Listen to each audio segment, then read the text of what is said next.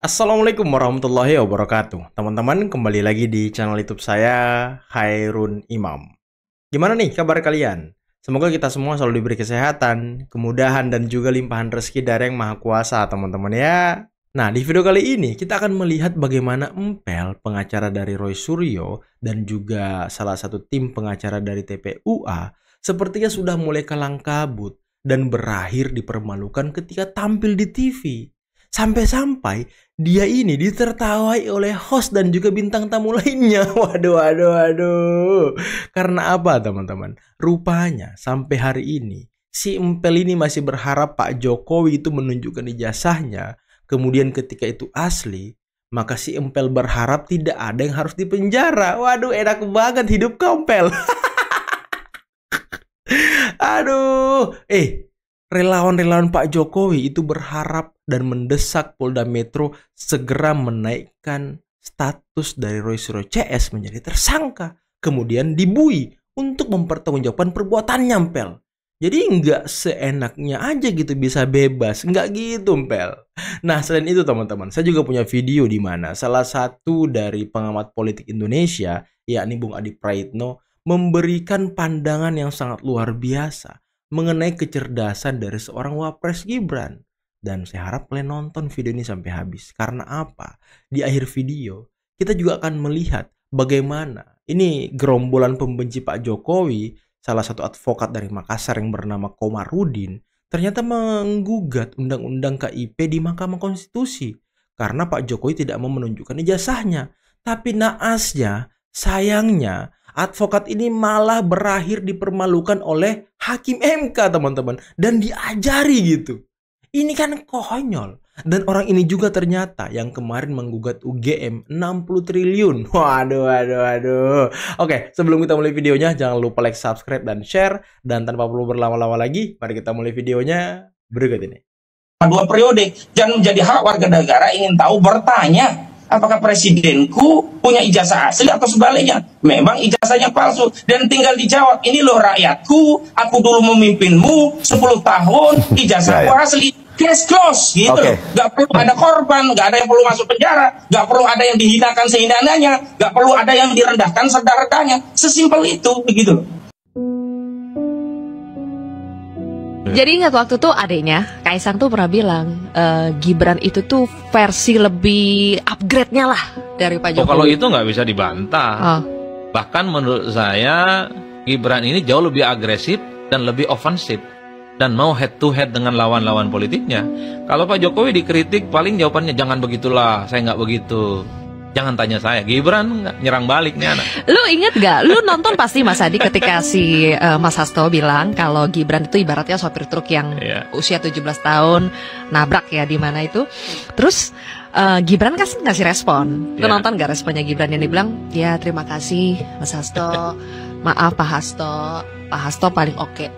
Itu menurut lu jawaban yang apa? Agresif, nyindir, atau memang sehumble itu? Sederhana bagi saya, bagi Gibran pernyataan Pak Hasto itu nggak penting, nggak perlu diladenin. Apalagi dikait-kaitkan dengan ya super truk gitu ya, dianggap khilaf, mengusung jadi wali kota di Solo. Tapi itulah Gibran, originalitasnya. Jawabannya itu khas milenial. Di bawah umur 40 tahun, ngomongnya itu tidak langsung agresif, tapi pesan yang ingin disampaikan Gibran, pernyataan Pak Hasto itu nggak penting, nggak layak untuk ditanggapi, udah itu. Bagi saya itu jauh lebih sadis ketimbang misalnya dibalas panjang kali lebar, dibikinin puisi, dibikin pernyataan-pernyataan panjang.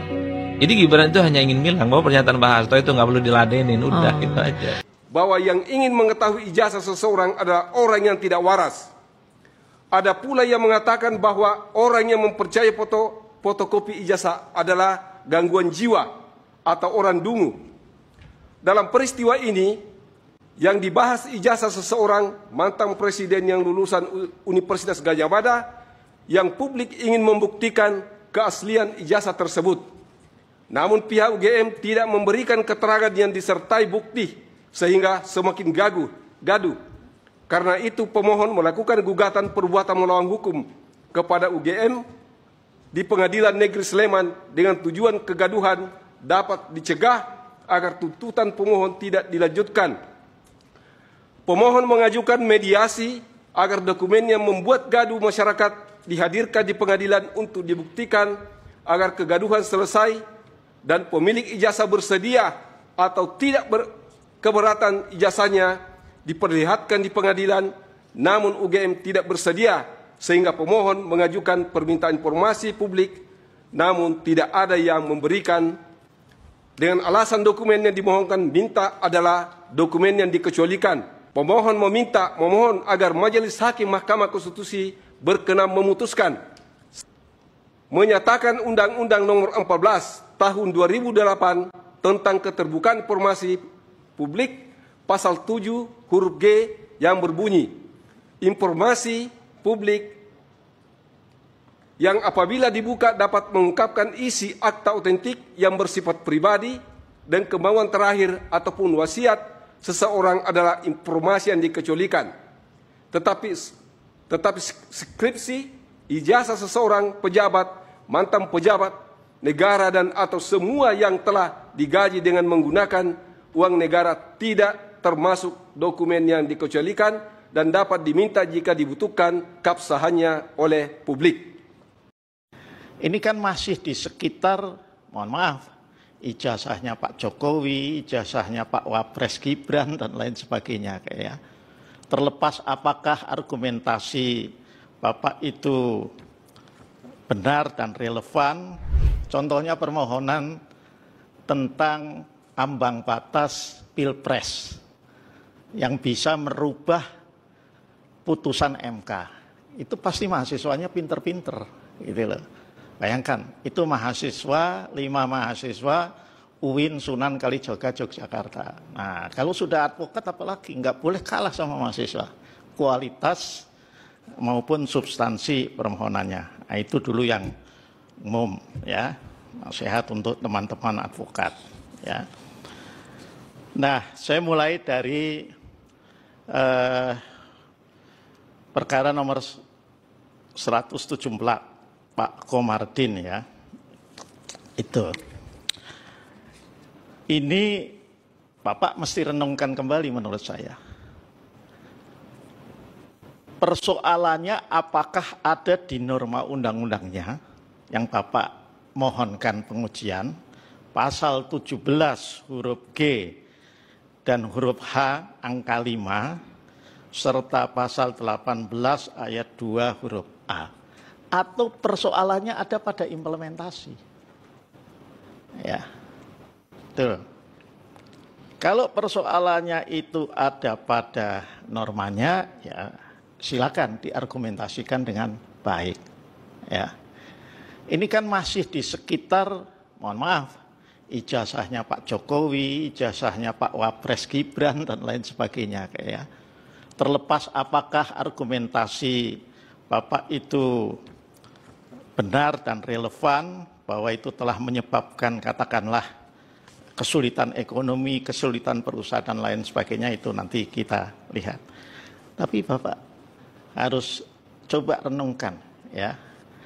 Kalau itu, ya, kalau itu misalnya persoalannya pada implementasi, kan persoalan implementasi juga ada jalan keluarnya. Ketika tidak diberikan, maka bisa dibawa sebagai sengketa informasi keterbukaan publik, ke Komisi Informasi.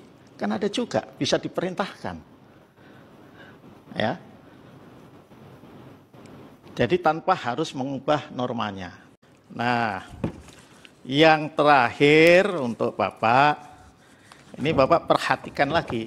Nah, makanya tadi saya bolak-balik katakan, lihat duduk perkara dari permohonan, ya, yang terutama sudah dikabulkan. Apa sudah betul, gitu ya. Ini kalau saya baca di petitumnya Bapak, di mana ini letak yang menyatakan bertentangan dengan Undang-Undang Dasar ini? Itu. Nah, kemudian misalnya yang nomor 2 ini, Bapak menyatakan bahwa skripsi dan ijazah yang dimiliki oleh pejabat publik ASN bukan dokumen yang dikecualikan dan dikeluarkan dari pasal 17 huruf G dan huruf H angka 5. MK punya kewenangan enggak untuk katakanlah mengabulkan petitum seperti ini. Nah, kewenangannya MK sekali lagi ini ada di sini semua, Pak, di samping mulai dari Angkatan Dasar. Jadi MK pasti tidak akan mengabulkan sesuatu yang bukan kewenangannya. Nah, ya, itu menyatakan bahwa baik skripsi ijazah bukan termasuk dokumen dikecualikan berdasarkan undang-undang ini. Coba Bapak lihat lagi, MK punya kewenangan nggak untuk menyatakan itu? Ya. Segala nggak usah dibacakan, Pak. Iya. Bapak jelaskan saja nih, kalau advokat nih harus jelas, yang kecil-kecil kayak begini nih lisan saja begitu, Pak. Oh iya. Nah, coba Pak jelaskan ke kami mengapa Bapak memiliki legal standing. Apa yang dirugikan Bapak dengan norma ini? Bapak jelaskan saja. Berdasarkan pasal 17 huruf H angka 5 ya, Undang-Undang Nomor 14 Tahun 2008 tentang keterbukaan informasi publik yang berbunyi, catatan yang menyangkut pribadi seseorang yang berkaitan dengan kegiatan satuan pendidikan formal dan satuan pendidikan non formal. Pasal ini ya, yang membuat gaduh rakyat Indonesia sekarang ini, karena ada yang berpendapat bahwa ijazah seseorang. Bukan, Pak. Yang Bapak terangkan ke kami itu kenapa Bapak dirugikan. Urusan orang lain itu Bapak tidak bisa mewakilinya, karena Bapak tidak menerima kuasa dari orang lain. Sekarang Bapak pemohon prinsipal, Bapak jelaskan mengapa Bapak dirugikan dalam norma ini. Nah, jangan ngambil orang lain, Pak. Ya, kerugian saya yang saya rasakan, itu jelas. Apa itu kerugiannya? Adalah ini terjadinya gaduh di mana-mana. Oke. Ya, yang menyebabkan usaha-usaha kami itu sulit. Iya, sering ada demo, kemudian ada perdebatan dan sebagainya. Ya. Yang termasuk kami merasakan bahwa situasi ekonomi dengan adanya ini itu ikut terganggu juga. Oke, jadi gara-gara ijazah ini terganggu ekonomi, Pak, ya? Iya, betul. Oke, lanjut. Lanjut, apa lagi, Pak? Yang kedua, ini pasal huruf G intinya sama. Ketika dia memainkan isu ini, karena memang tidak ada lagi isu yang menarik untuk digoreng soal Pak Jokowi. Soal perempuan dia jauh, tidak ada isu soal itu sama sekali. Soal korupsi mau dicari-cari juga sulit. Nah, akhirnya membangunlah satu narasi isu yang itu memang bisa diperdebatkan.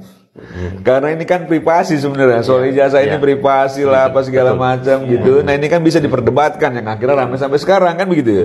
Dan Pak Jokowi nggak terganggu kok. Mungkin menikmati juga Pak Jokowi gitu, karena namanya hampir tiap hari disebut gitu. Sama gitu. Ya, saya kayaknya pernah ngomong ini deh. Seolah-olah orang-orang yang hebat-hebat sekarang itu ahistoris muncul dari perut bumi atau turun dari langit itu. Kan semua pasti punya histori. Dan semua punya histori juga mungkin dengan presiden-presiden sebelumnya. Ada yang sudah punya histori sejak Presiden Megawati, ada yang sudah punya histori sejak Presiden SBY, ada yang sudah punya histori sejak Presiden Jokowi, ada yang baru punya histori bersama Presiden Prabowo. Bukan berarti orangnya Pak Prabowo itu hanya yang punya histori dengan Presiden Prabowo. Orang yang punya histori dengan Presiden SBY dan Presiden Jokowi, kalaupun hari ini dia anggota kabinet, dia orangnya presiden. Siapapun presidennya, dia orangnya presiden. Jadi pendikotomian itu agak susah. Bahwa dia punya hubungan historis dengan orang lain kan nggak bisa. Punya hubungan historis dengan Pak Yusuf Kalla, ada. Punya hubungan historis dengan Pak Jokowi, ada. Dan yang punya hubungan-hubungannya ini hari ini masih bertahan, ada. Ada yang keluar, ada. Ini kan framing-framing kebencian ini kan bersih-bersih orangnya ini. Ini republik nggak bisa diurus sendiri.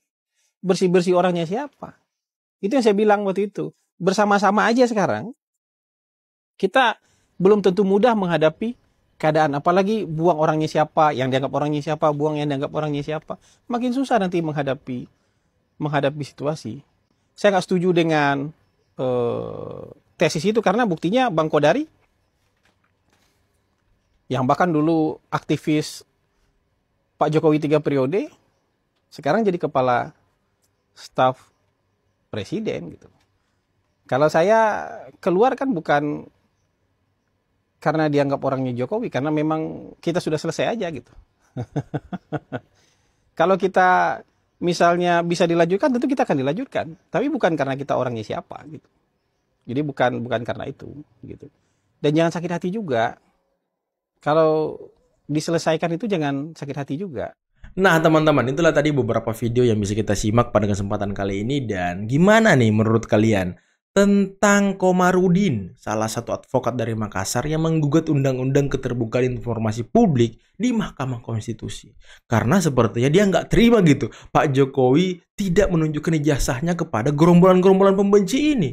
Dan ya seperti yang saya bilang tadi, orang ini juga yang menggugat UGM 60 triliun lebih mengenai ijazah Pak Jokowi. Karena UGM tidak mau menunjukkan bukti-bukti ataupun berkas ataupun ijazah Pak Jokowi. Padahal ya, dia mungkin ini kudet nih. Kalau kata Roy Suryo, kudet orang ini. Ketika Roy Suryo CS itu mendatangi UGM, ya kan? UGM sudah melampirkan foto ketika Pak Jokowi wisuda, skripsi dari Pak Jokowi. Tapi gerombolan-gerombolan Anda yang tidak terima, UGM itu tidak memiliki ijazah asli dari lulusannya. Mereka hanya menyimpan salinan. Dan salinan ini pun sudah pernah ditunjukkan oleh teman-teman angkatan Pak Jokowi. Tapi ya, gerombolan kalian tetap tidak percaya. Tetap mengatakan ijazah Pak Jokowi palsu.